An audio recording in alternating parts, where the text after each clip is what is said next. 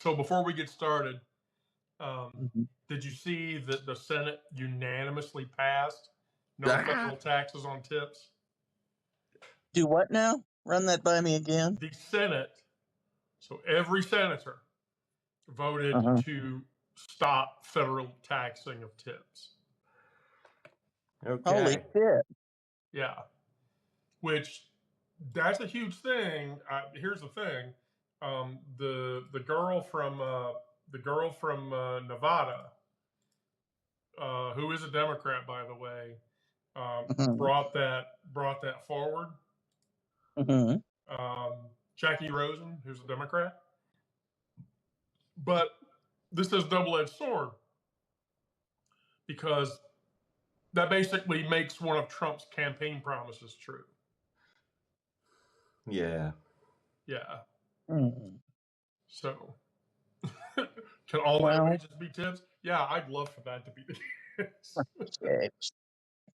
Well, it's about time that they do something for people. I mean, shit. Yeah. I mean, they're Not certainly not not. not taxing tip income has been a thing for like 40 years. Mhm. Yeah, and it got a Well, lot I mean, worse. it's Sorry. ridiculous anyway that we even have a system that where people have to depend on tip. Right. Yeah. Bullshit. Yeah, well, yeah, Elaine, I completely agree.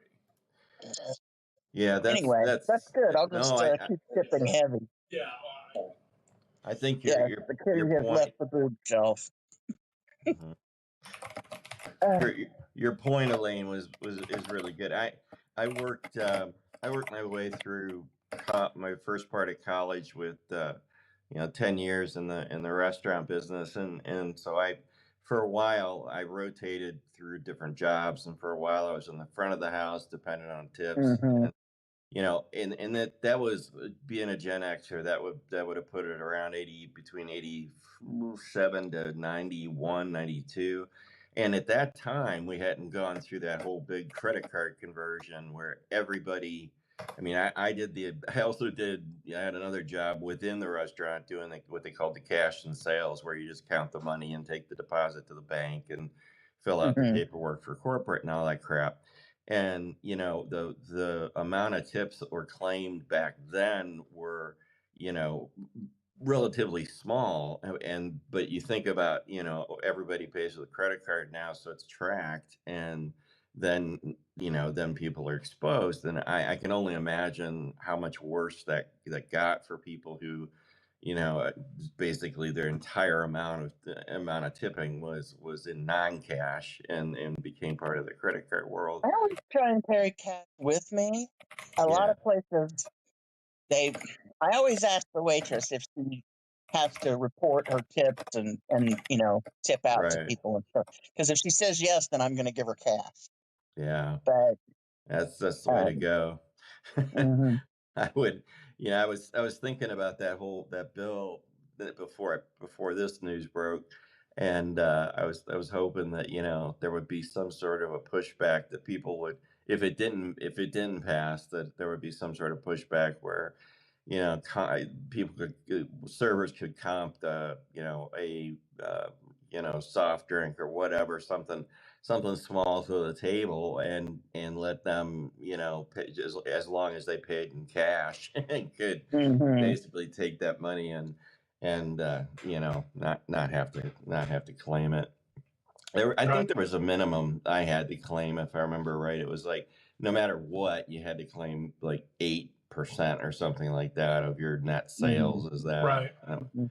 so? It was yeah, it's a rigged system, so I'm glad it's some relief on those people, because, like you said, the difference between what a hourly, at least, I don't know if it's the same in every state. I have no idea, but the difference in Ohio between what the hourly minimum wage is for non-tip versus tipped Yeah, people, so I'm huge. I'm on fairly close to a state line. Kansas minimum wage is still 7.25 an hour. Wow. Missouri's is 10 something, Yeah. but servers still make the same thing I did in 1986, which is the last time I remember waiting tables, and that Right. was $2.13 an hour. Yeah. Wow. It's just ridiculous. yes, You know. the tipped income is like, Yep. the highest I've ever seen is like $4. Mhm. But Wow. those Well, and are, but that was if in they, like a restaurant where guys made like, oh yeah, I mean, if you talk to some people who've been in service for a long time, they'll tell you they would rather be tipped. But Yeah. those people work, in restaurants where people. I mean, I would think they'd work in high-end restaurants because, Yep. That's exactly I it. work at like Denny's and Shoney's and places like that, and so, oh, Yeah. I don't have near as grandiose a story about receiving tips in a tipped business. I'll just say this: when I was mhm, younger and I was much more muscularly influenced than I am right now, and certainly well before I ever started my gender transition, I mhm. was a security person in a gentleman's club, Mhm. Oh. and that was during my years in college, and because in college I was 6'6" and 245, and I bench pressed about 280. You know, Mhm. I was built really well, and so that was a rather hilariously, by the way. I could tell this story. This is funny. So here in Atlanta, we have a number of those clubs here in Atlanta, and so my partner, my lovely partner, worked downtown, uh, right across the street from one of the two of the, actually three of those that I used to work in. And so the story is this. So look up Atlanta, the Cheetah. The name of the club is the Cheetah, and it's been there for forever. About like the Gold Club, but the Gold Club is the club in Atlanta that was more widely known, and that was mainly because the owner was related to the Gambisi crime family. Wow. Mhm. And so naturally, the Gold Club drew in the criminal element or whatever. And not that strip clubs don't already do that, but anyway. But here's the funny thing. Mhm. So the cheetah, the cheetah's owner, Tarzan, no, was actually a Jane, woman. Was actually a woman, Jane. and Jane. yeah, the Well, cheetah's you owner said was cheetah. was a Come on, woman. you walked right into that one. Yep. Mhm. So she woman married, 3 kids. Oh Mhm. wow. And so here's the funny thing, and this is like a thing people don't know. So slightly north of town, going up 75 out of Atlanta, you will see a very large church called the Church of the Apostle, Mhm.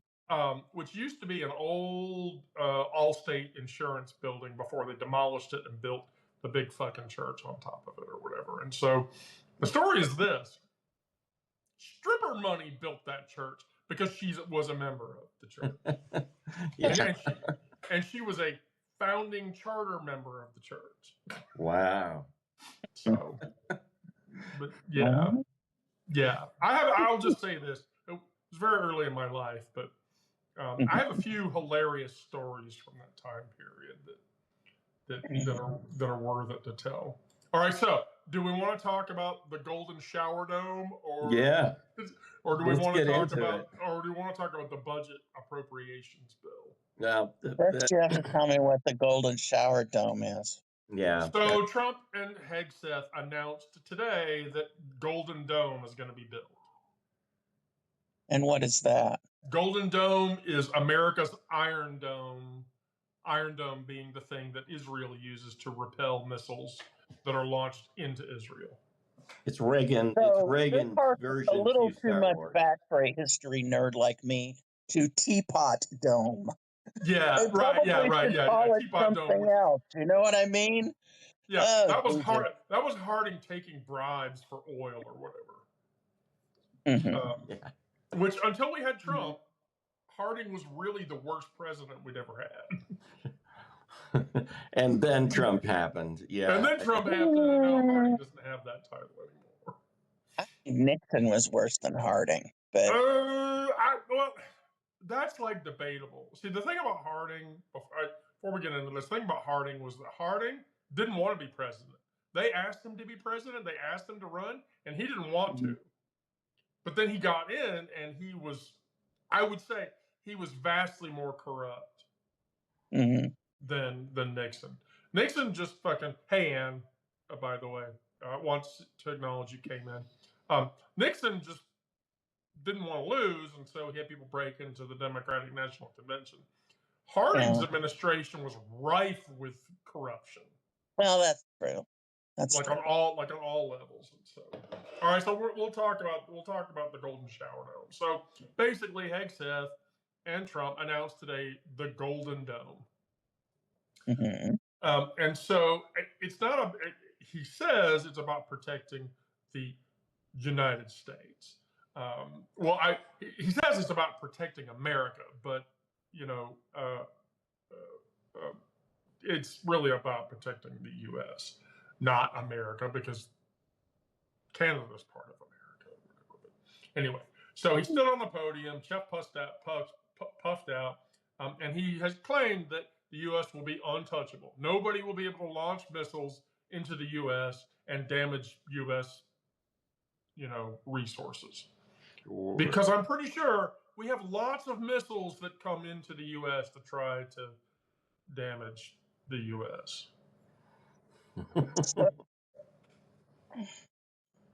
I just, Rick, Elaine, just this verify with me. You've watched one too many episodes of Lost in Space from back in the 60s. Right, but just verify with me, like the last time we were in danger of missiles entering into U.S. soil was the Cuban Missile Crisis, right?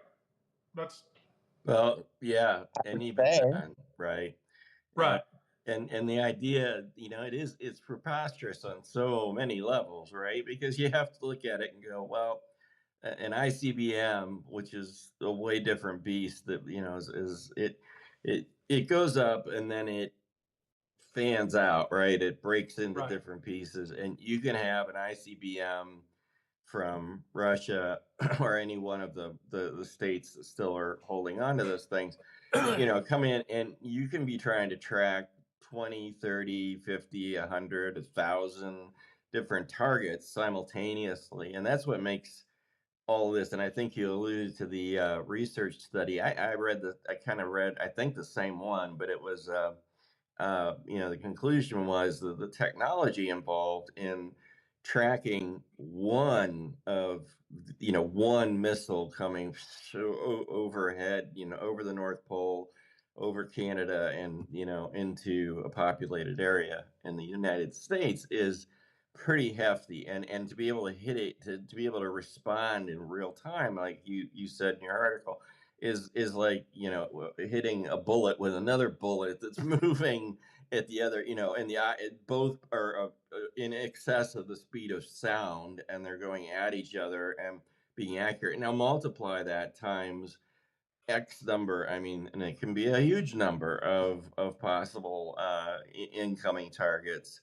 The point is, if somebody ever decides to push the button, and this is something, being in a Gen X frame of mind that I am. I grew up, I spent most of 10th grade in my life in terror of a number of things, but one of them that my history teachers imparted onto me was this constant fear for about 9-10 months I had, just gripping my stomach, that any moment could be the last moment. It was like we were still in the Cold War, just enough in that, and we watched the horrific movies of, the atom bombs going off, and there was a lot of stuff shoveled into our brains right around 10th grade. And I remember walking around thinking, holy shit, where any moment could be the last. If Russia just wakes up one morning and decides to, push the big red button, we're done. And, it took me a while to come on. I struggled with anxiety as a kid, and I struggled with it as an adult, and I got a lot of it under control. But I remember that like kicked it into full overdrive, because it was, yeah, that's the satanic panic, Craig. That's it. But the, I'm not old enough to remember the missile crisis, and I'm not old enough to remember, the atomic in school. but Well, we weren't getting under our debt. I'm not saying it was like that. We just had an abundance of late, mid '80s, early '80s, late '70s propaganda shoved down our throats right. about the this is what would happen. This would be your hmm last moment. You're going to see the hmm blinding flash, and then you're going to get vaporized. And it was like life just seemed for a while to me like, oh man, this sucks. Why are we even here? Because we could just be gone. So hmm I have an emotional connection to that particular period in my life where I'm like, God, I don't ever want to go back to thinking like that again.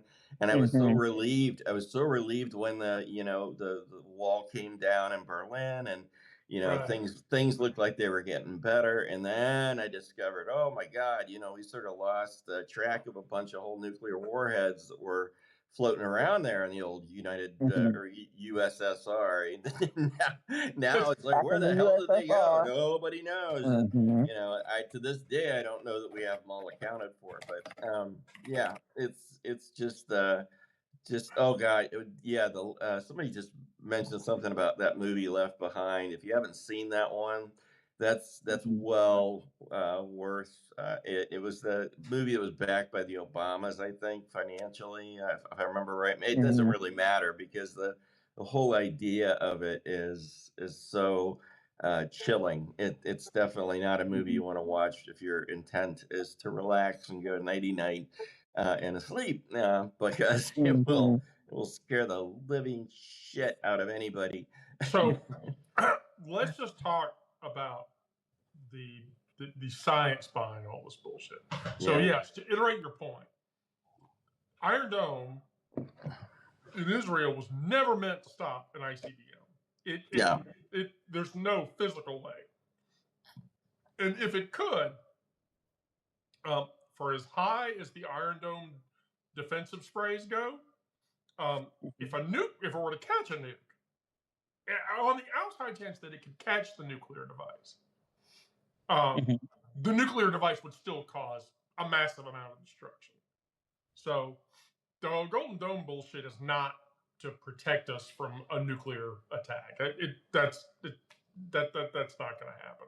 and we don't have a threat though, and that's interesting, Wendy. We don't have at all. I mean, we may be there by the 10, but we may piss off the Canadians and Mexicans just enough to actually have missiles pointed at us that they could make, which would be like the ones that are pointed at Israel from Iran, the whole Middle Eastern segment, the ones that they, and in all of those that are there are, those are all shit that we sold to the Arab countries, not and there's a couple of other suppliers, but that's all. Those are all single hit things. They have one bomb and they go up, and it's conventional warhead.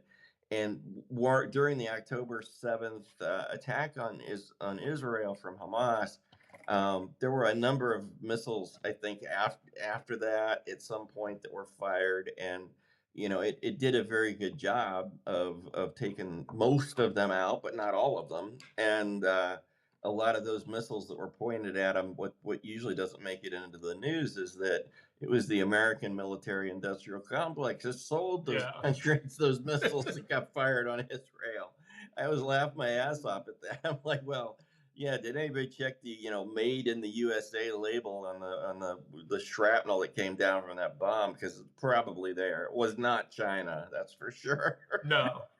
So from a financial perspective, so development of the solution is going to cost $30 billion. The full implementation, which by the way, I've read varying reports on it requiring 100 locations, so 100 installations. I've heard reports say it's 1,000 installations to do it because it's got to cover all the borders. The full implementation, well over $500 billion. The annual maintenance is even worse. The projected annual maintenance for each installation is $3.2 billion per installation. So if we go into thousands of golden shower dome because I look, and I'm just going to say that. I'm just going to call it Golden Shower Dome. I know that'll irritate people, but I'm going to say it anyway. The maintenance costs will surmount and ultimately bypass the full implementation costs. And then on the hidden costs. So here's the thing: $500 billion could, in theory, fix every crumbling bridge and road in America, fund universal pre-K for every child for 24 and a half years, solve homelessness nationwide several times over, and actually address some climate change initiatives. Yeah. 500 billion.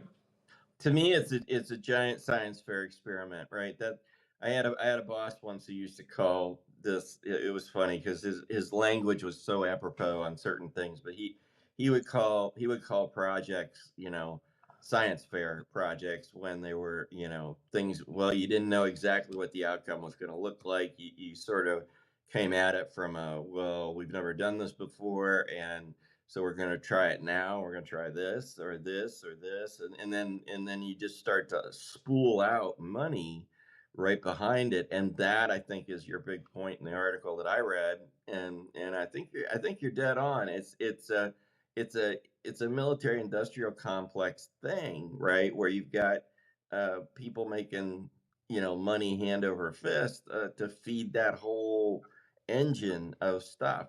Now, that said, I have mixed feelings on it, because when I go back to like Star Wars and the Reagan thing, there were good inventions that came out of that. There was ballistic tracking and things that got developed that were residual technologies, basically. They were, and with our cuts into other research that are happening within the country at the university levels, I would rather we be inventing something than nothing, I guess, maybe. But the way we're going, it's more graft. It's more of this stuff where it's like, well, we're gonna slide this money and make a big wide river out of dollars, and send it to the military industrial guys so they can sit around. The scientists can figure out how to shoot shit out of the air.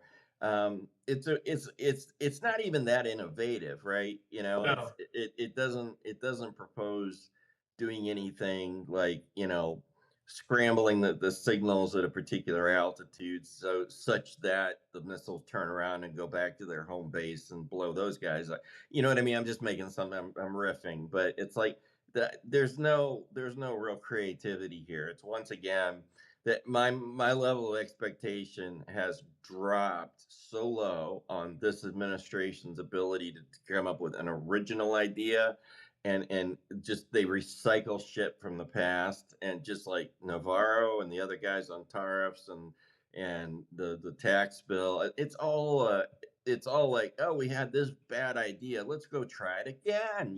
Well, Right. let's paint it gold too. That always Yeah, makes everything look so with the classy. That's why they're calling it gold. Can you imagine? It'll be the biggest spray painted thing, and That's right.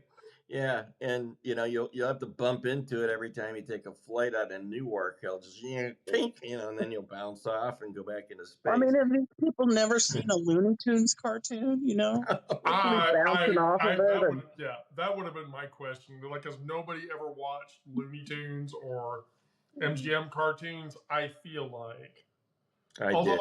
although to be entirely fair, my partner made a reference to this recently when we had a conversation about this, and that is, you can't watch those cartoons now because a number of those cartoons were racist as fuck. That's right. They were.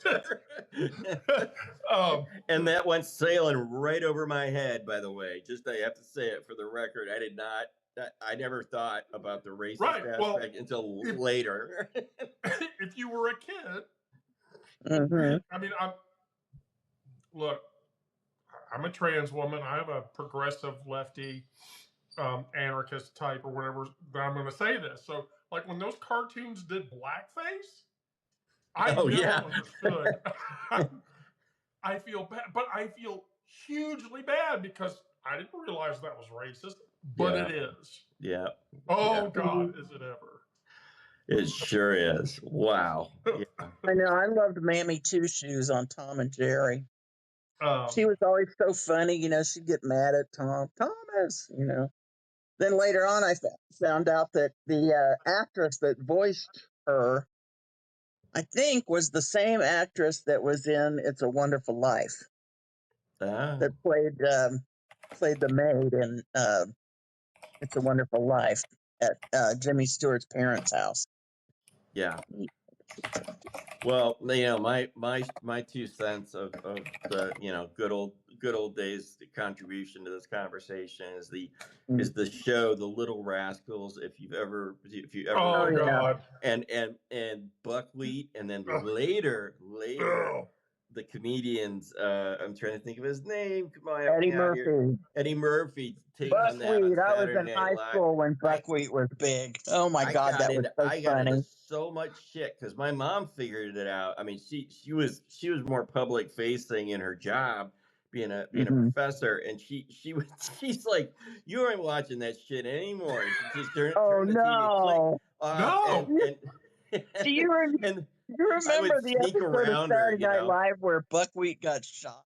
Yeah, Buckwheat And got that was shot. I directly, watched. they were making fun of the coverage when Reagan got shot, but it was Yeah, it it was was funny so because perfect. they Joe Piscopo and John Eddie David Murphy. Scott. Yeah, Joe Piscopo and Eddie Murphy. That was their era or whatever. So Joe Piscopo was the news guy, and so Mhm.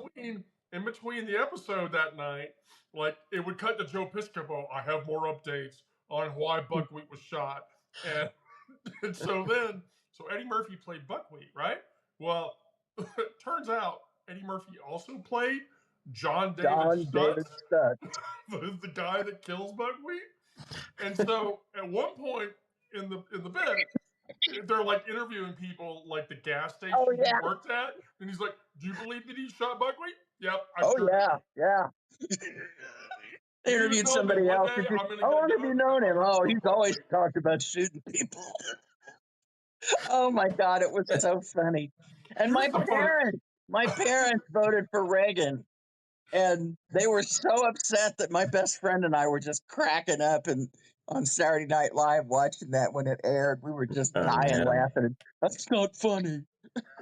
I'll yeah. tell you But the it's really not. sad part about that is the really Mm. sad part about that is. Do you know how the actor who played Alfalfa died?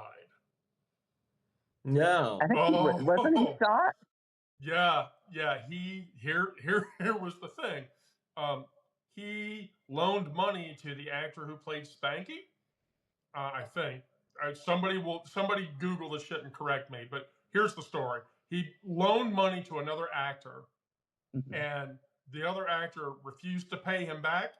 And Alfalfa's actor went to the guy's house, and the Mhm. guy pulled a gun on him, and the gun went off, and it shot the Alfalfa actor in the genitals, removing them. Oh my God. I hadn't heard that part. And yeah, he died from the blood loss or whatever. And so, Ah. Ouch. Okay. Damn. Well, he kind of had he was one of the, I think, one of the first examples of, you grow up and you can't find roles as an adult, because he yeah. had a lot of bit parts, but A he lot of was never typecasting going able on. to. Yeah. Yeah, he was never able Oh, to get okay. past And being. confirms that that did indeed happen. Thank you, Anne. I wanted to be sure I was clear about the story. Um, Oh, I'm so not yeah, seeing the comments, but okay. yeah. So yeah, All right. that's So 5 reasons that Golden Dome is going to fail, because it's going to Okay. fail. So the first is the physics situation. It cannot sustain the physics that it describes. It just can't. Mhm. Um, you know, the second thing is the cost to benefit ratio is so catastrophically stupid that even if they build the fucking thing, they can't maintain it. You know, if yeah, you and that loved me, you would put my straw in for me. and that Wendy, that's another good point I think about your article is that when we get into cost benefit ratio conversations about stuff like this, it goes quickly into the ditch because you don't have, what is that? Tropical Smoothie Cafe. So I'm eating a green smoothie for dinner. Ugh. All right, Okay. but you had to put your straw in. Yeah. When Yeah. you puke, does she have to hold her hair back too? Damn it! Oh, I'm not wearing my glasses, but here they go sliding down my nose Wow. again. All You know, I right. see what you did there, Elaine. I'm not Mhm. happy about that. Oh, well, there's nothing I like better than making a woman be not happy. Let me tell you. Look, I'll just wait until next week before I pack your T-shirt up. Oh, honey, they don't come in my size. Trust me on Oh, that. honey, yeah, I got your size. Yeah, I think you told us you got that covered. You started it at the big size, thank God, and Mhm. Yeah, I have ordered the first 20. I won't get the 50 shirt order until probably next month, but I have the 20 shirt order, and I have one that will fit you, Elaine. I promise you. Okay. Craig's like, you do not have my size. Yes, and one's one, Wendy. So Yeah. So let me get Mhm. through this. So here's the other thing. Mhm. Space-based interceptors are bullshit because that's part of the cornerstone of Trump's Golden Dome is a space-based interceptor that could shoot down missiles during their boost phase. That's complete. But no. Star Trek on Star. I saw them do it on Star Trek, and I swear to God, in Star Trek Discovery, they can shoot down 30 or 40 incoming things, and in the movie, they can do in 2009. In that movie, that was a documentary, and they showed they could actually shoot those things down. They could shoot 60 targets at once. Wendy, it's got to be there. I know it. I know it. So come on, don't tell me it can't be done. Oh, it can't be done. Here's the other thing. On the outside chance that those satellites could be built, and that's a huge if, we would need thousands of them. I mean, the Earth would be ensconced in space junk forever. It's already ensconced in space junk. Thank you, Elon Musk, for Starlink and the other companies that have shown up those low altitude orbit things. My God, we have so much shit flying around above our head. It's almost it's insane now. Let alone whatever they're going to throw up there for that. So Now, here's the other thing: countermeasures. Uh, while we're spending 10 plus years and hundreds of billions to maintain the system, our adversaries aren't going to sit around with their thumbs up their asses. They're actually going to develop hypersonic missiles that Golden Dome can get fucking around or whatever. And so countermeasures against Golden Dome would be developed before we ever finish Golden Dome's production. And then the fifth thing is that the geographic scale. It's too fucking big. yeah. I mean, it's. I mean, I forget. I did a piece months ago on something about the Canadian border, and if I remember right, it was 4,000 linear miles, and the South isn't as bad, obviously, because of the shape, but that's Right. a shit ton of territory to have to. I mean, think about it. Just flying from New York to L.A. and if you've done that flight, you know. I mean, you know Yep. how big the U.S. is, and it's a long fucking flight. Not that New York to Hawaii is short, but shit. Yeah, when it's a $1 trillion vanity project that will enrich defense contractors, stoke Trump's ego. That's right. We got to have a parade in June for that too, and leave the rest of us holding the bill for a system that has a bunch of problems.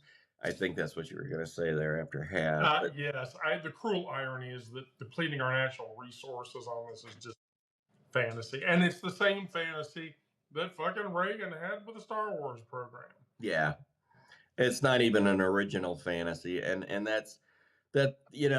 Like I said, there's I am so disgusted right now with this shit of adding to a wish list when I don't think a lot of people. Well, let me put it this way. I have a theory as a writer and as an active participant in the media and the Substack world a lot, right? So I read hundreds of articles just like you guys do every day. I am absolutely up to here with this idea that we keep adding on to this wish list of shit like this, and we are $34 billion in the hole from years of doing this. And that 30 in right now we're paying a credit card bill with a minimum balance due, basically, meaning our taxes out of the paycheck that we get, our taxes, a certain percentage of them just evaporate for how do you say that word, or usury or whatever. it's it's Yes. it's paying it's paying to rent money, and we're paying the interest on the money, and we're adding, like, with this thing, 500 billion, with the other bullshit in the bill, we're adding another $4 trillion into that wish list. And it's the ultimate kick the can down the road thing with this. Yeah, I've heard wild economic theories that you can just levitate your way out of it with inflation and all sorts of other things, but those are all just scams. They're all just ways to manipulate the end. At the end of the day, who gets fucked? We working class, we people Yes. here who have to, write checks to the electric company, the gas company, the rent company, to this. Every fucking month I pay those bills, and we have to pay them. And it's nothing's for free, even though we probably could be getting our energy for a 50th of the cost that we're paying for it now. you Right. know I'm not trying to go off on a tangent, but my point, I guess, is that it's like, yeah, it's just we're adding this shit to a wish list that we don't have a credit balance available. It's like your credit card is maxed out, guys, at the federal level, and they don't see it, and it becomes a generational problem. And I'd love to know what you think about that, because this is something I'm gonna die before we ever pay off $34 trillion worth of stuff. And everybody that's in Congress right now, all these old fucks, they know they're going to be pushing up daisies. They're never going to be around. It's not their fucking problem. And in the audacity of doing that is the part that I get lit up about, because it is a deliberate malfeasance to your grandchildren and the grandchildren of every single person in the entire country who ever wants to have kids. And you look at the I had the rare earth moment today, by the way, at about 5 a.m. doing some research, and I saw go to the United Nations, or, well, actually, if you just go to my article in the bottom, there's citations, but go to the one that's the UnitedNations.org and look at the population projections for any country, and it's like we are on a vertical drop in terms of the number of people that are being born across the world. Doesn't matter where you go, China, US, whatever, Hong Kong, it is all for shit. And so this group of people who's going to be in 100 years running the country is going to be inheriting this much debt, and the population will be this small. You know what I mean? It's like, wow, that is ballsy stuff to say. I want to put a $500 billion thing on that list for those people to pay, right? Right. So just the mathematical semantics of paying off that debt, like how long is that going to take? So depending on budget priorities and economic growth. Right, Ann. Sorry. And so both of those factors have to be involved. Complete repayment isn't considered a realistic goal by most economists, as managing the debt to GDP. I'll get to that, Lynn. I sent you an invite, Lynn, because I wanted you to ask that question. It's actually not, Rick. No. I know. That's own roughly 7% of the total debt. Yeah. So it's not the total. So as managing the debt to GDP ratio is the typical focus, rather than eliminating the debt entirely, that's what's happened. Right. So who owns the debt? So the debt is split up into a 75% pie piece and a 25% pie piece. So 3/4 of the U.S. debt are U.S. entities that include the Federal Reserve, government trust funds, and domestic investors. The other 25% are owned by foreign governments. Now, Japan and China has 7% of the U.S. debt, and I think China has 7%, and Japan has 5%. I think. Right. You're about right. And so they're at the top, though China has reduced its holdings in recent years, especially after the whole tariff war, trade war bullshit. Domestic ownership means Americans essentially owe much of the debt to themselves, so to us. Can I interject something recent? So I did not know this. Excuse me. I knew the same pie slice view that you have, so we're in total sync on that. But the thing I would add is I went and double clicked on that 75. It's between 66 and 75, depending on certain estimates. But at any rate, that I double clicked on that, and I went down the next level. I said, okay, so who are these domestic owners of this debt? Now, you've already named the obvious candidates. The federal, it's called intragovernmental, I think, or intragovernmental transfer, that we owe the government part of the X owes it to the Y, and they're all the same thing, so they essentially can cancel out.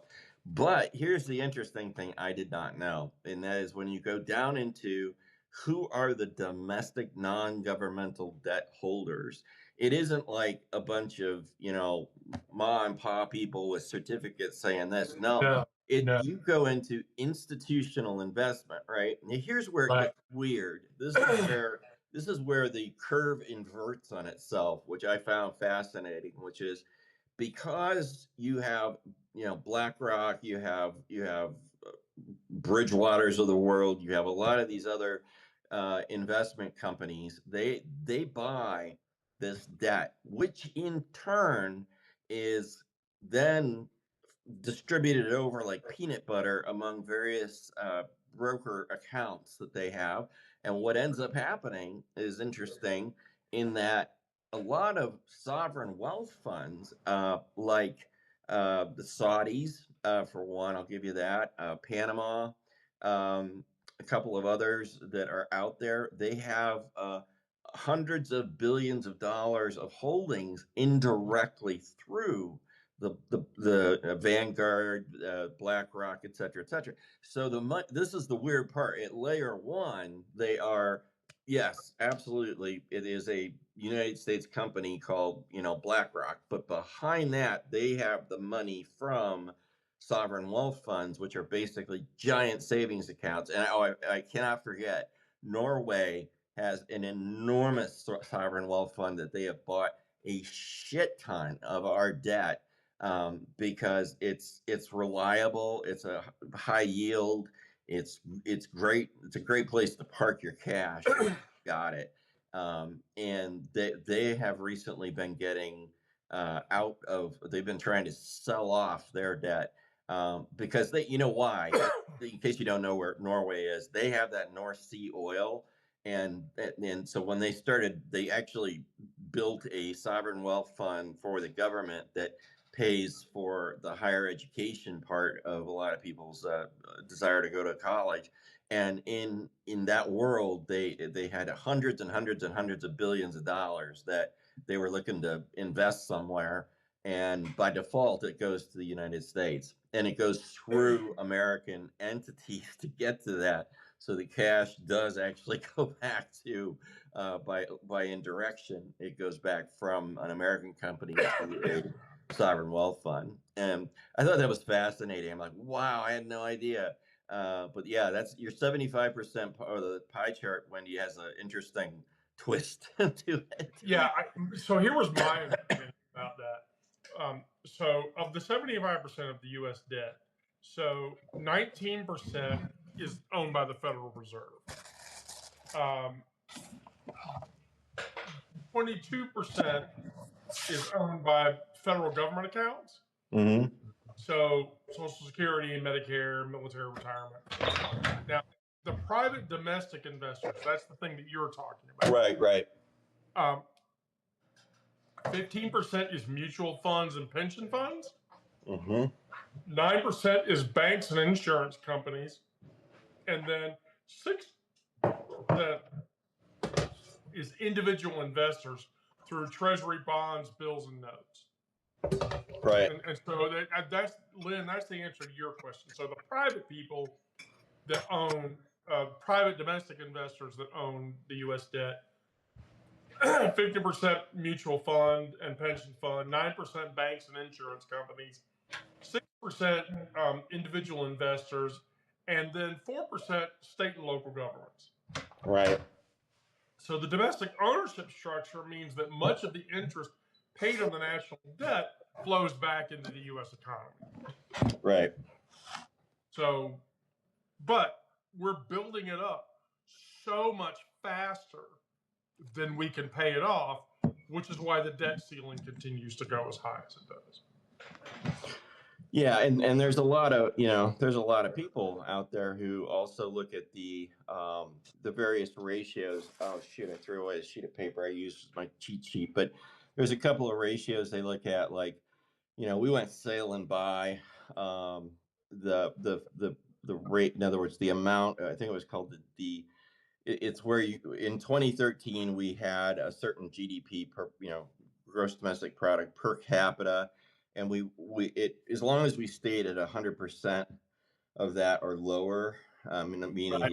the amount we produce and the amount we borrow were in parity, right? And then we went way above that after 2013. I think it was 2013 or 2015. I can't remember. Right. But one of those two times, and now we're at some ungodly high, percentage. It's like 167, or we're on the way to 167%. And the whole point of it is, it's like, we can't even say the D word, the default word on that money, because if we do, it would create a global, meltdown right there, bang. And global meltdown would happen. Right.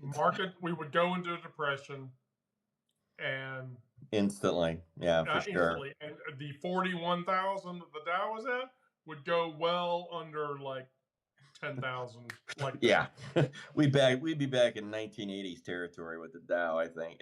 So yeah, you can't even really put that on the table as a solution, and I don't think that we should. But what I do get concerned about is, again, it's that generational thing of, we inherited. Well, let me put it this. Let me start this sentence with this. The sentence should be, I think the boomer generation did a lot of bad and stupid shit to the Gen Xers that followed. And I think the Gen Xers did a lot of bad and stupid shit to the next generation, and so on, right?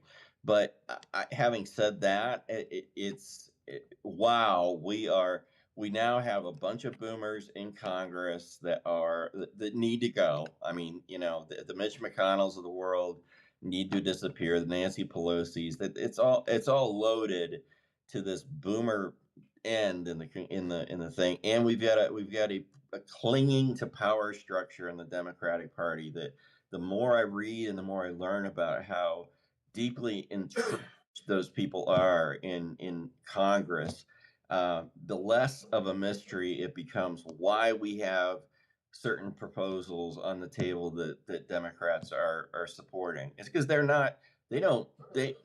like, fuck it, we're never going to pay for this, and the consequences aren't going to rain down on our heads, right? so fuck it, and those are the people that need to go the most, right? I mean, we're tolerating it. And I think today I had a breath of optimism hit me in the morning, which was like, if we did actually get our shit together, and I think it was this woman votes. I don't think she joins this call, but she wrote a thing. I thought it echoes a lot of things I've written, and I think a lot of other people feel, which is like, look, the ongoing tolerance of us building up so much so much crap that we feel like we have so much, what's the word I want to use? We want to protest, but we're so fractured and independent in our individual protests. We haven't come cohesively together to tell the government to look, stop it, stop fucking us off here, because this is it. That's a problem, right? And I agree with her point of view that we have 1,000 different ways of saying no right at the moment. We need to turn that into one unified drumbeat that says we are going to fuck you up, because as Americans, that's our history, right? It's threat of kicking people's asses that stops government from doing certain things and starts government doing more of the right things. I think, anyway. I don't know what you guys think. I'd be interested to hear. It seems like we could do more and do better if we had more of a unified voice. Yeah, I mean, I certainly agree. I guess the problem is we don't. And so this falls in line with the progressive political lean, which is the progressive liberal lean says messaging is a problem. Yeah, and Brian Tyler Cohen did a thing. I don't know if you read any of his stuff or watch any of his stuff. I do. I tend to.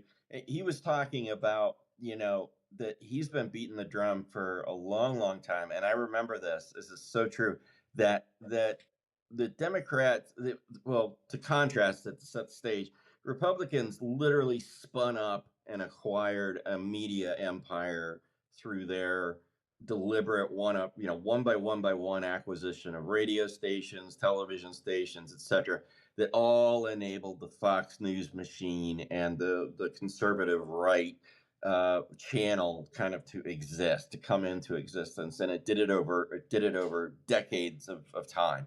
The liberal choice has been, and this was Brian's point, was the liberal choice says, oh, we'll just use mainstream media. And he pointed out today in his article, he says that there's an inherent fundamental conflict of interest there, where mainstream media, if the liberals are going to use that, or the progressives are going to use that form as their communication tool, it immediately butts heads with itself, because of the fact that those companies, those media companies, are all joint stock ownership, or wholly owned by people who are, profit motives. They have divergent interests, was his point. They are not aligned left or right. They're aligned to the almighty dollar at the top of it, right? And that's the mistake, is without an independent progressive messaging machine out there, there's really, or trying to leverage somebody else's, is a fool's errand. We're gonna fuck ourselves doing it. No, that's why independent media. Doing what I do every day, doing what the My Salis Brothers is doing every day, doing what Jeff Tiedrick does every day. Absolutely. That's really because that's how the news media is going to survive. Yeah. Mainstream media has become so unbeholden to the people who ascribe to it that you can't hold them accountable. Right. And every day I laugh, because I think that the news producers in the newsrooms, I turn on, I have two different TVs on it when I'm writing at night, but no sound, right? So I just watch ABC News at night, and I watch usually Al Jazeera network, or one of the other overseas networks, BBC or Al Jazeera, and no sound. But it's really interesting. At ABC News always has this very watered down, it's like they take milk, add water, stir it, a drip of coffee, and they hand it to you and go, here's your coffee for the morning. It's like, no, where the hell are the news stories? You can open up any, Mother Jones, or the Daily Beast, or anything, and get 50 better stories out of that than you ever will out of ABC News at night. And I'm not saying, I'm not just trying to cast disparagements. The point is, it's the information people take with them. It's inherently lightweight, and it inherently does not have the press and hold thumbprint on Donald Trump to say, look, felon, you shouldn't be doing this. You shouldn't be talking. We shouldn't even be having this fucking conversation about the Qatari plane. You know what I mean? I hate to use this analogy, but there's a TV show that everybody should watch. And I know you know what I'm going to say in a minute here, Rick, but I'm going to say it anyway. One, because I think Jeff Daniels is a brilliant actor. But there's a show called The Newsroom. Watch the shit out of that show. And when you watch that show, you see, it's still dramatic, but you see who the mainstream media outlets are beholden to. Yeah. Which means they have the right to report like this much, but then like the real shit, who gives a shit? I'm not going to share with anybody. I've been approached by an agency to do Rouser. No, it's not on anymore, but you can stream it. So here we go. Anna, you should see a pop up here in a second. I've been meaning to bug Anna for a while though. Anyway, I've been approached by a media outlet to engage in an interview, and I gave them my interview actually yesterday. And cool. I would say, yes, I would say it's still independent media, but it is an independent media that is much larger than I am, and it is more up there with, it's not Mysalis or any other. I'd love for the Mysalis brothers to interview me, but it'll never happen. It'll never happen. But never say never. Right. But so, and the reason for this is because of some work that I have done in a previous life that I have expertise over. I approached them and I said, you're reporting on this. Some of your reporting is not clear. I can provide clarity. And they said, oh, well, can you? And I'm like, yep, here's my proof. And they're like, oh, we definitely want to talk to you then. Well, okay. Good for you. So yeah, and my trade-off for that, all I wanted was just publication view. I wanted traffic back. Exposure, yeah. Yeah, traffic exposure back to Wendy the Druid. They would. I'll tell you this much. This is how much I care about the fucking publication. They offered to write me a small check, and I'm like, no, I just want the traffic back. Yeah. Because I just like Daniel's character in that show, right? I give a shit about the shit that I report on. Right. And I think there's a lot of us small guys out there, and you're definitely more time and more experience than I have as well. And it's like there's a view that says that's bullshit, and you know it. Well, there's a view. I have different experience. I think that's a better way to put it. So there's a view out there that says, hey, people are becoming increasingly distrustful of mainstream because they keep shooting themselves in the foot over and I mean, like, Brian Tyler Cohen said today, I thought this was hilarious. He says, there is so much graft and so much corruption and so much bullshit, but for some reason we're going back and litigating Joe Biden's cancer diagnosis, on CNN, on this, on that. And it's like, no shit, man. That is a great point, because what's the cheaper story to cover? You know, does it cost more to sit there and talk about, well, we shoulda, or they coulda, or they mighta done it, blah blah blah, this way, or does it get off your ass and go cover what the fuck is going on with this Qatar Yeah. this tax bill, this Golden Dome, this fuck you thing, you know, whatever the fuck Trump is coming out. Not all of that stuff is like if you ask the guy or the lady on the street, what's up with that? If I walked outside right now, just first neighbor I came up to, and I said, "Do you know what the Golden Dome is?" They'd look at me like, "What the fuck is up with you? You know, what are you What the fuck smoking?" are you talking about? Right. They have no idea. None.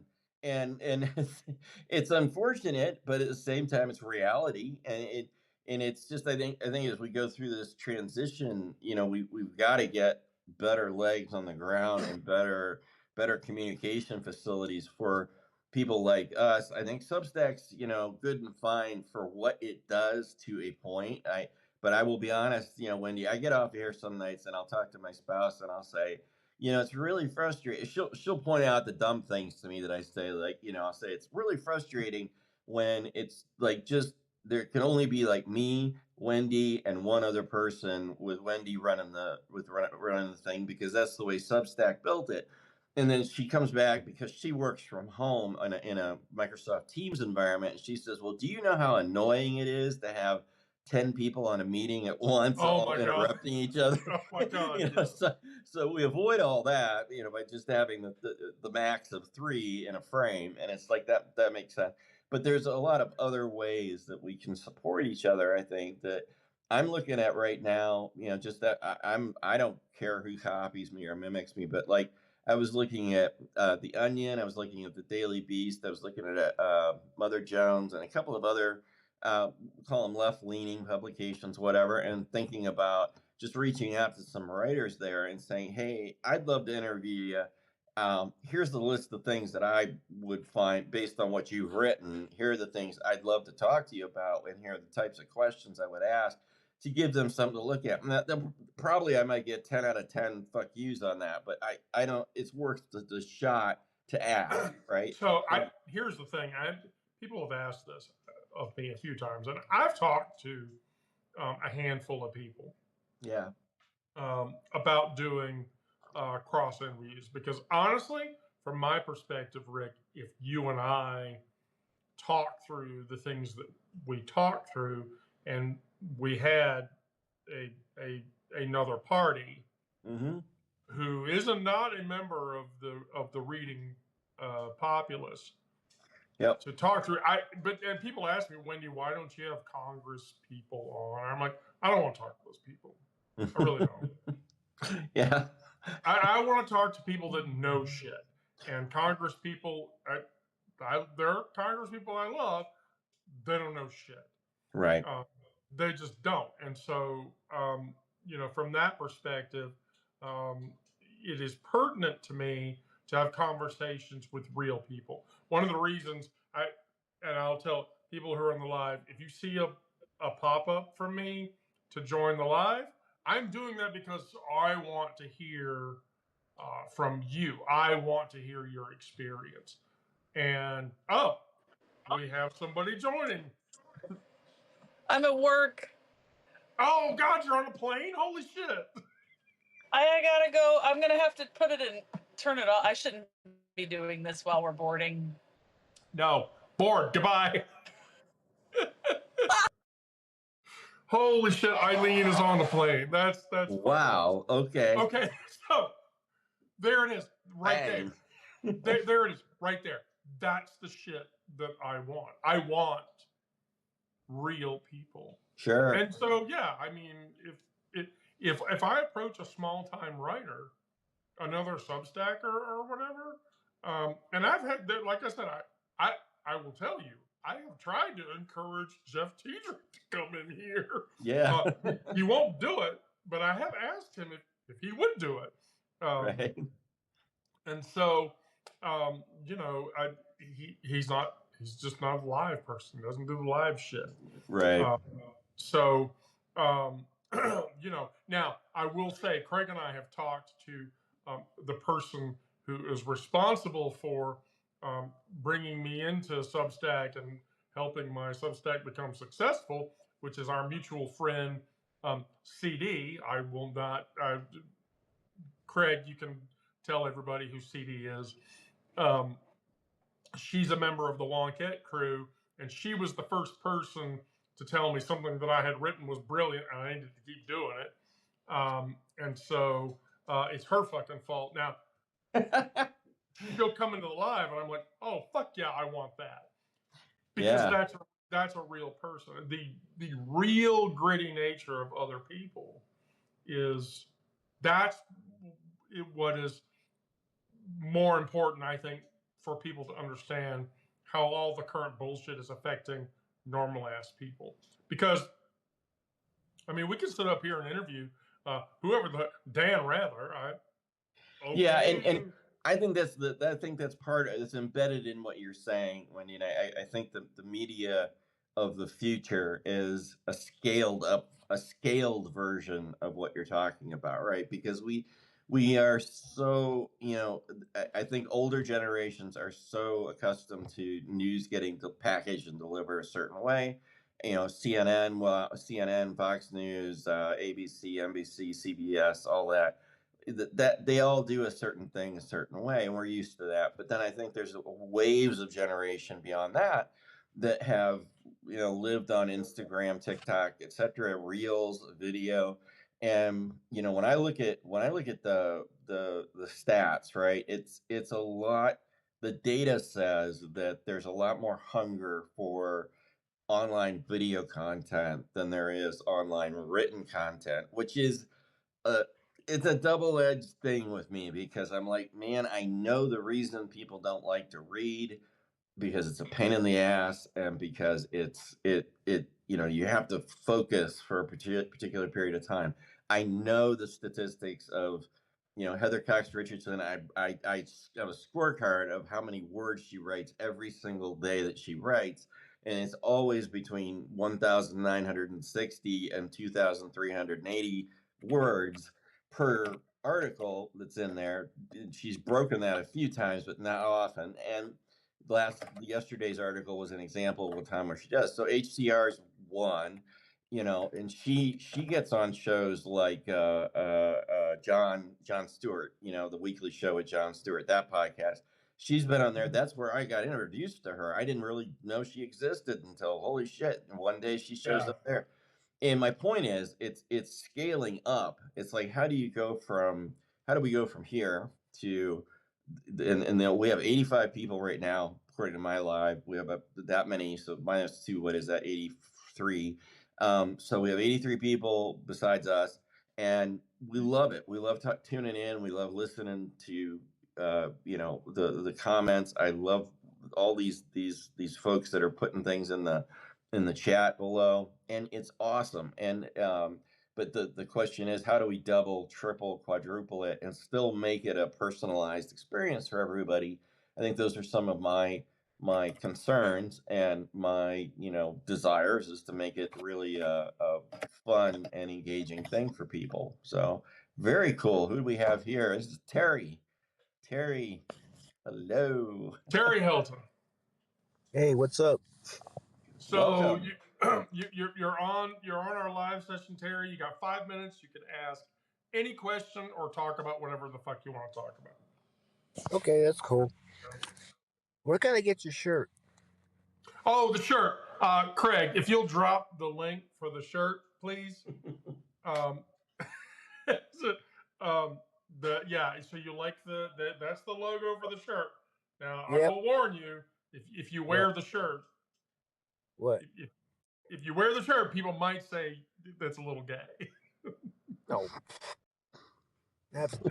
I'm 72 years old. I don't care what people. Isn't that funny? Terry, you're in the right. You're definitely in the right crew of people right now. You are. Yeah, absolutely. No, what you guys been doing? I missed you yesterday. Well, okay. So yesterday was the first of my child's graduation event. Which one? So I had to. Yeah, that was an evening activity, and so I had to attend that. because my middle of my 3 kids, my middle one is graduating from high school this week. Awesome. So, um,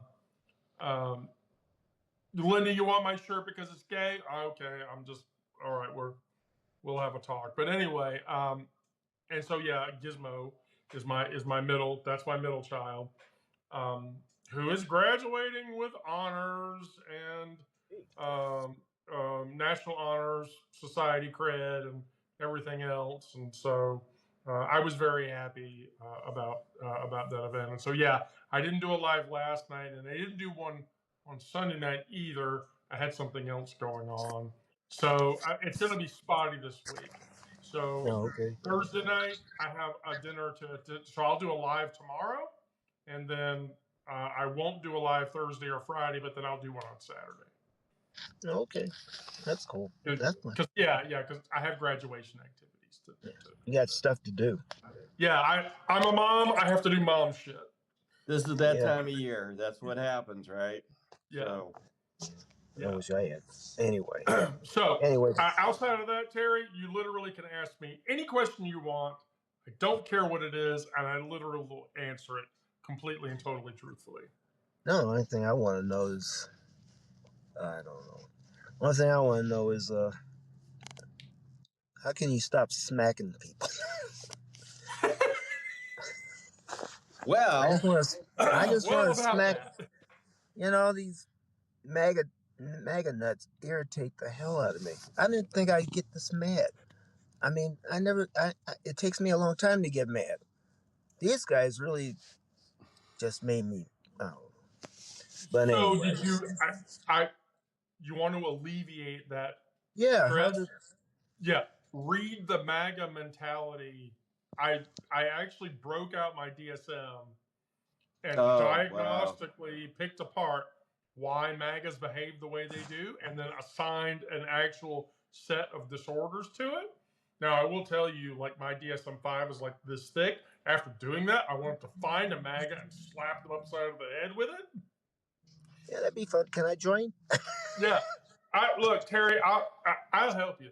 I'll hold them, and you can hit them, but then you got to hold them so that I can hit them back. Yeah, and then we got to run.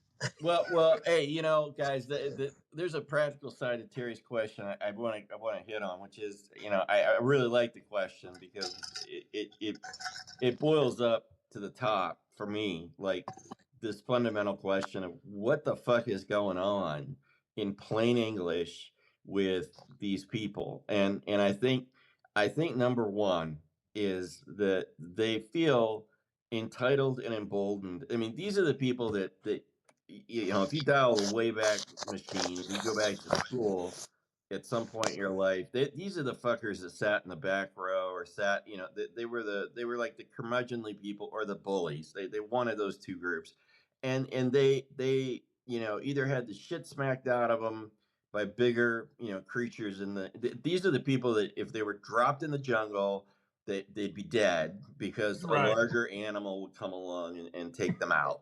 And that's my first opinion, right? Is that these people have a voice through and via Donald Trump, and there was a great video. Adam Kersinger, is that his name? But anyway, he was talking today about this thing of those of us that are in the Gen X and boomer or late boomer phase, man, we grew up having the shit kicked out of us and us kicking the shit out of other people for saying stupid shit like what comes out of MAGA's mouth. And I have four people in my life who are MAGA that I must tolerate. I'm not permitted by law to murder them, and that's really unfortunate.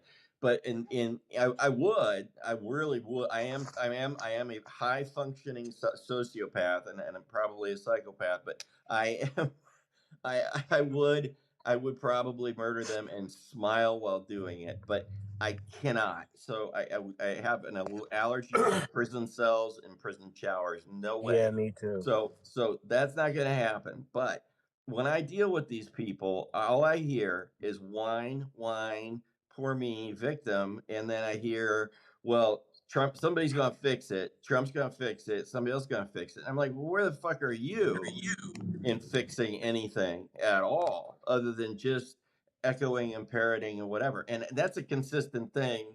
That I am absolutely sure I could probably tell you where in DSM-5 Wendy probably picked out the diagnosis for that, but that there are a number of psychological problems that these people are dealing with, and one of them is that it's a victimhood mentality. It's the world has shit on their particular acre of land under their feet for so long that they are like, I have found my voice and my hero and savior, and they don't realize that whole full circle is that guy doesn't give a shit about you Yeah. at all. And that's like, that's sinking in right now. For every one of those four people, I'm having eyes, I'm having gazes diverted where they used to meet me straight on. I look them square in the eye, I don't avoid them, and now they're the ones that are looking away first, because they're like, oh yeah, because as we go to the grocery store and the prices go up 10-20% per week on certain things, yeah, they're beginning to realize we're headed for a cliff. So I don't want to hijack, with a soapbox rant, but it is true, Yeah. it's because they're dipshits, and they So, don't connect that long thought together. so I'm Sorry. going to sum it up for you very easily.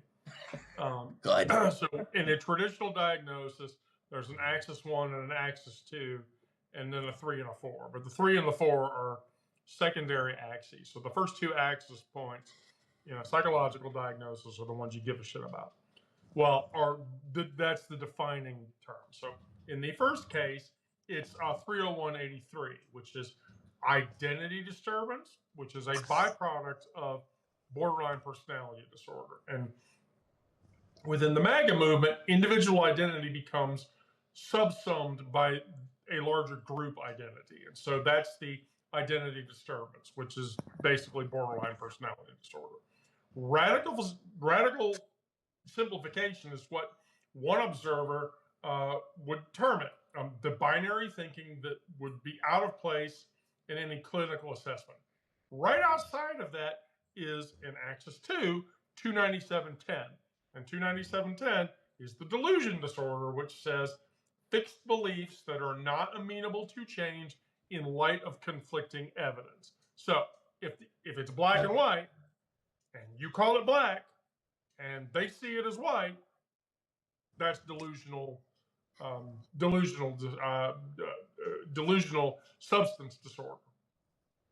And they never escape it. Now realize, Terry, these are the same people that believe that JFK is still alive, and JFK Jr. is still alive, despite the empirical evidence. Yes, despite the empirical evidence that both of those motherfuckers are dead. Well, JFK will come back. Remember that one? The second coming? Yeah, the second coming of JFK. Yeah. JFK's going to come into town today and announce that he's really Donald Trump. That's when Rick moves to Montana and you never hear from me again, because I'll be in a little shed. Hey, Rick, if you do that, are you going to rename it Ricky Ridge? I am. That's why I stay away from Idaho. No, none of this Waco shit. Oh God. No. I'm not doing that. Oh. But oh, God. Yeah, I mean, you got it right there, right? It's on the two axis system, that's what it is, and there's a delusional thing going on. There's also the other side of that, which I just want to point out, is our side of it, right?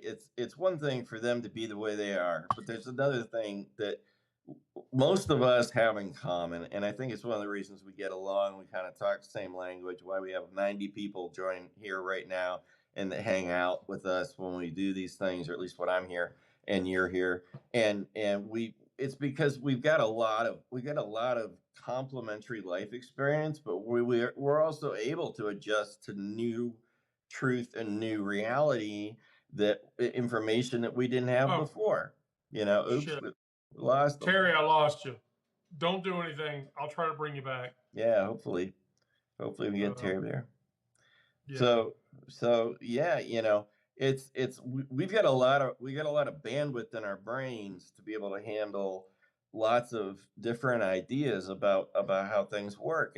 And I listened to a lecture from, it was like a TED talk, but not, it was something like that, from a psychiatrist who once talked about the the idea that you can hold multiple things to be true in a lot. If you look at the progressive mindset, it's, you have this ability to say this can be this much true and this can be this much true, and they don't have to be all. It's not a mandatory thing that everything reconciles itself 100% all of the time, or else our heads explode, right?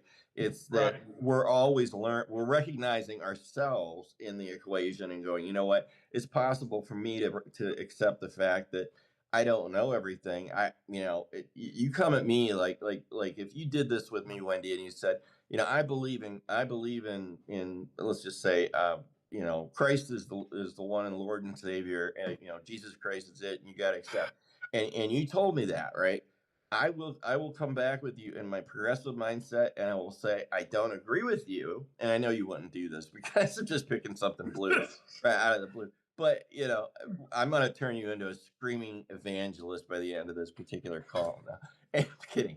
Anyway, so power of Christ compels you. The power of Christ compels you. The power of Christ compels you. Demon be gone. That's right.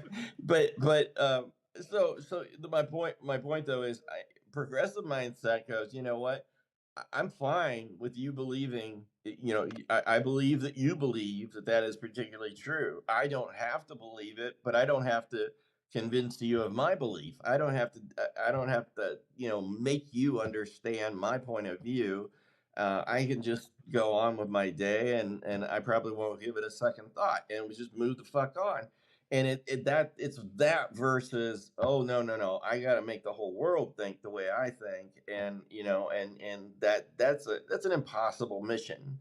And the same thing with life experience, tends to be wider because we have a lot of different differences, and some of us, there's some people I've met, obviously haven't been 100 miles from where they were born, and that's fine. There's nothing wrong with that. There's people who've traveled the entire globe. My wife is one of them, and she can tell you things about other countries that would blow your mind and fascinate me probably for hours on end, and she does. And it's like, yeah, you know what?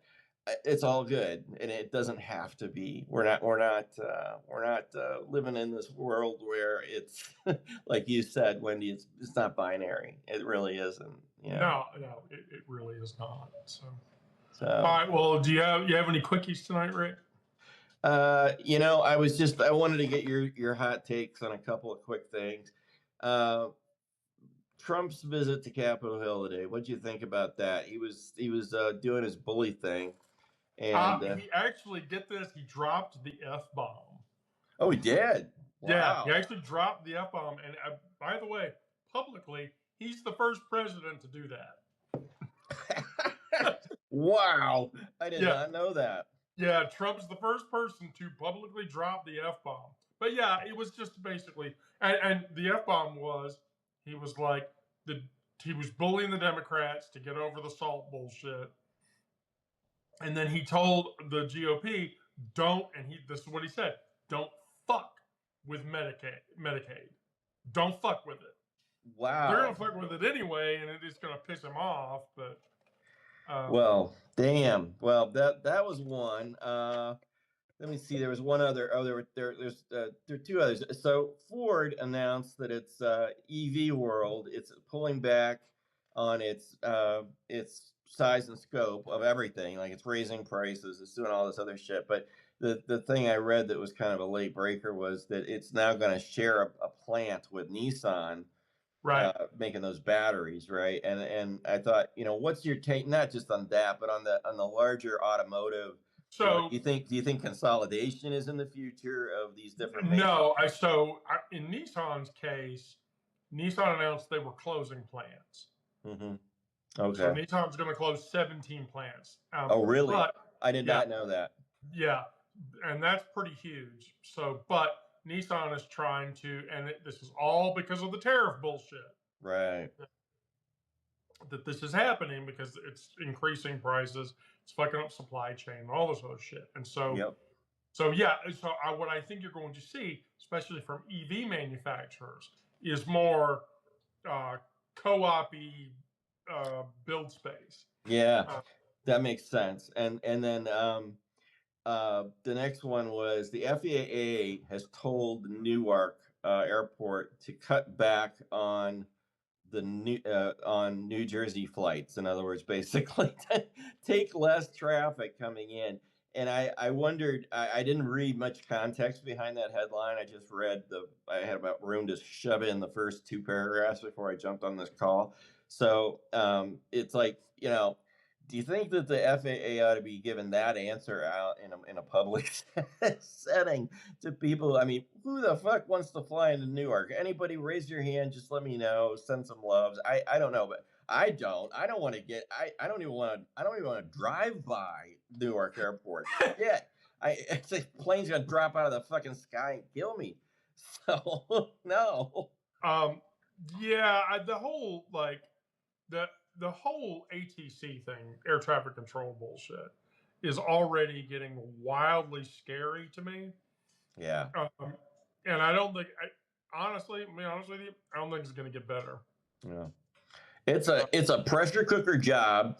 It's not paying enough. I don't know how the fuck anybody does it. I mean, for like 8 hours straight, they have to sit there and constant concentration on something, right?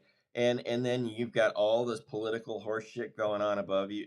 For me, if there's any Iron Dome, Golden Dome thing, we should put it over the air traffic control world, because those guys are the ones we don't want being mentally unbalanced. We don't want them stressed out. We want their mental health to be completely intact. And we're doing everything to fuck with that, in my mind. Holy cow. It's like that's just nuts. And why would you ever do it? Oh, and then the last thing was Elon Musk. Hey, I heard Wall Street Journal said he's cutting back on his political contributions going forward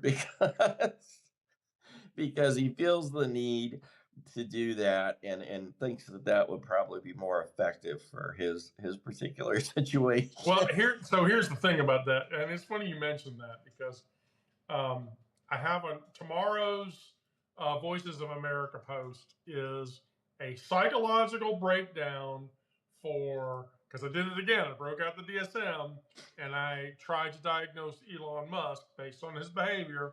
Wow. Wait for it. And the fact that he's a ketamine freak. Because he's a ketamine freak. And I'll just say this: it's going to be a very interesting read. But this is how it's going to work. I did a single axis diag for that. Get this: he takes ketamine. He says he takes ketamine for depression. Right. He does not exhibit any symptoms of depression. No. And so so that's the big. But yeah, so he's not going to be donating money to political campaigns anymore. One, because he loses money, and two, because it doesn't do any good. Right. What was the race? Was it Wisconsin? He was trying to get a judge or something. Anyway. Yeah, he dumped $250 million to try to get a judge elected in Wisconsin, and it didn't happen. Right. And somebody here in the comments, I forget who, I'm sorry, I don't remember who, but it was somebody made the comment about, anything related to this guy at this point is, I'm paraphrasing what you said, so I apologize, but it was something basically like anything related to this guy is toxic. I don't want to have anything to do with, anything of any of his companies. And I'm kind of I'm with you there because I'm telling you right outside. It's really funny. Right next door to our development is this. I don't know what they do. I think it's like a construction company, development company, and some dude that owns that thing bought one of those Cybertrucks. So I have the absolute displeasure on my way to the grocery store, the gas station, driving by this fucking thing between hours of 7 in the morning and 6 at night, and seeing this damn Cybertruck parked out front. I want to get out and spray paint it so bad, but I just don't. And anyway, yeah, it's like I think, man, it's got to be. I don't know. I just wouldn't spend a dime on anything because of what he showed us about himself just recently. If he would have shut the fuck up, I might have a different opinion, but he had to go stick his dick right in the middle of all that stuff. Sorry to be that bad, but he had to do it. And when he did, we saw the underbelly that was like, yeah, just please, just never do that again. Okay. No, no, Uh, yeah. So I have a scathingly entertaining Voices of America post tomorrow about just cool. how mentally ill Elon is and why. I'm looking forward to that. I really Yeah. am. Um, That'll and be good. so and so then I'm just going to warn you, I'm probably going to do that as a multi-part and just go down the cabinet because their behaviors are so very obvious. So yeah, here's the thing, Eileen. Yes, I'm gonna point this out, Eileen. The refugees from South Africa are going to find that America has a lot of black people. Yeah. A lot of black people. Yes. And they're not going to like that. I mean, That's absolutely right. That's a great point. And 56 people on a chartered plane paid for by the State Department because of some fucking made up genocide. Do you know how many deaths? I researched this I never published it because I missed some articles over the weekend, but never published it, did research it. Absolutely true. There were, count them, three deaths on farms last year in the year 2024 that could be attributed to that white supremacist or white genocide. The white genocide. Sorry, thank you. And 3 deaths. I mean, there was in total 41 deaths on farms, right, in South Africa. And the reason I'm pointing to farms is because that's what Trump's own basis of argument here is, and that bonehead Rubio says the same thing. He parrots Trump. So when you look at it, you got to look at farm deaths, and there's no evidence. So but 3, yeah, that's it. That's the extent of your genocide, to get 56 white people on a paid free flight to come to the United States, land here. And well, by the way, who paid for all the red, white, and blue in that airport lounge area? The United States taxpayers did. Yeah, taxpayer money. Right. That's all I got, man. That's all I got. It's been a hell of a day, so I'm glad to be here tonight. Really good talking to you. Appreciate you having me on. No. I always enjoy it, Rick. I think you and I going back and forth. Yeah. With interceding random people. Yeah, that's awesome. I think we need to keep doing this. So I'm gonna let you go. Yep. All right. Have a good one, guys. Take care. Yep. Oh, goodbye, Rick. Always a treat. Always a delight. So tomorrow we have the regular meditation and the meditational guidance. There's the Elon Musk article that's coming up. There is a queer history article coming out tomorrow for people that enjoy the queer history pieces. Tomorrow's queer history piece is the Boys of Boise scandal, which is a very sad, very depressing thing that happened. It will all make you very upset when you read it, but it was something that did indeed actually happen, and its reverberations have had an effect. So with that, I will tell everyone Thank you for all of your help. If you're a paid sub, thank you for being a paid sub. If you're a founding sub, thank you for being a founding sub. If you're not subscribed, please subscribe. As you can no doubt tell, we have a lot of fun here. We treat each other like family here. That is something that I'm always going to continue to do. I will always treat every one of you, regardless of your age, with my maternal motherly instinct, because I can't help it. It's something I do. Doesn't matter how old people are. I'm always going to try to mom people. I do that. It's a thing. Anyway, so with that, I will tell all of you, yes, as Craig says, get to a safe space, stay safe, keep yourself safe, stay strong. The only way we get through this is together. I need you. We need each other. Let's all just stay together and stay strong, because that's the only way we're going to get through all of this shit.